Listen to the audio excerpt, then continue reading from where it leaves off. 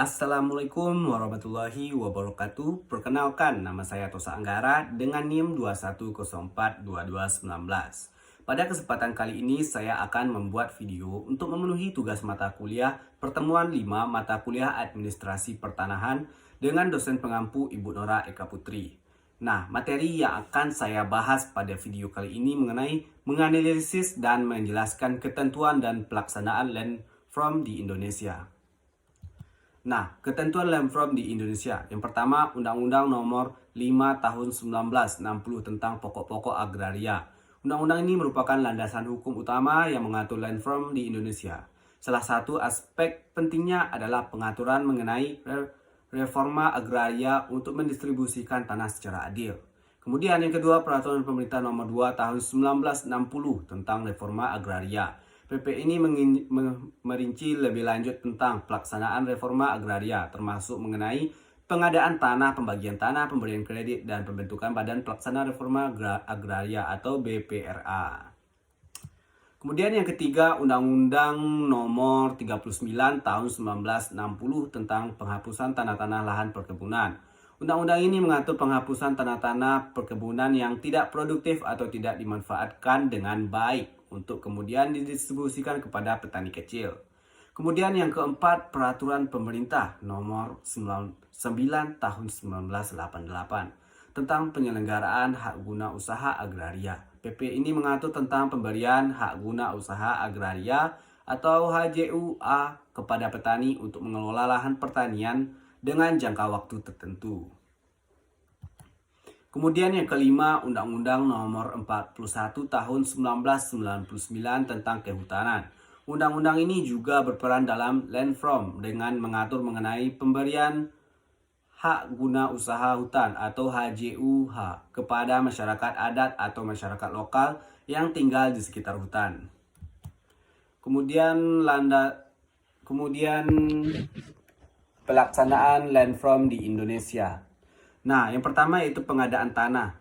Proses pengadaan tanah dilakukan oleh pemerintah untuk kemudian didistribusikan kepada petani kecil atau kelompok tani.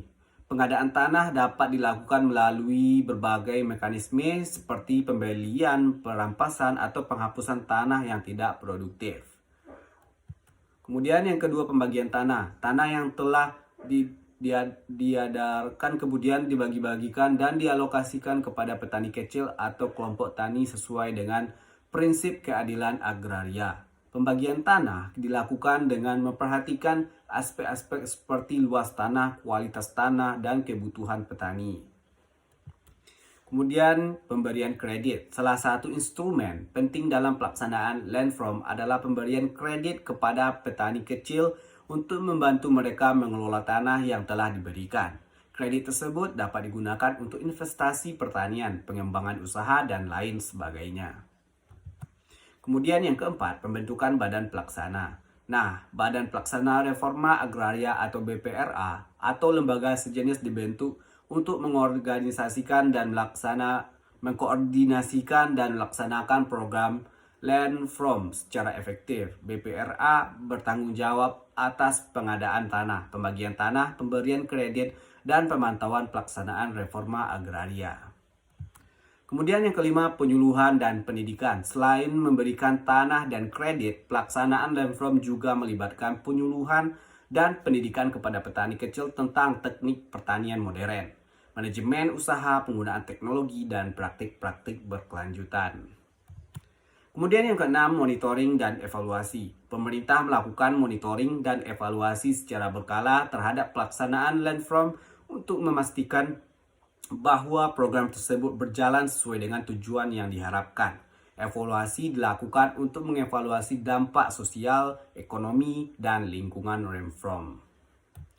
Kemudian yang ketujuh, pemberdayaan petani. Salah satu tujuan utama dari land from adalah pemberdayaan petani kecil agar dapat mandiri dalam mengelola lahan dan meningkatkan produksi pertanian. Pemberdayaan dilakukan melalui pelatihan, akses terhadap pasar, teknologi, pertanian, dan dukungan institusional lainnya. Nah, sekian pemaparan materi yang dapat saya sampaikan. Jika ada salah dan janggal, saya mengucapkan mohon maaf. Wabillahi taufiq wal hidayah. Wassalamualaikum warahmatullahi wabarakatuh.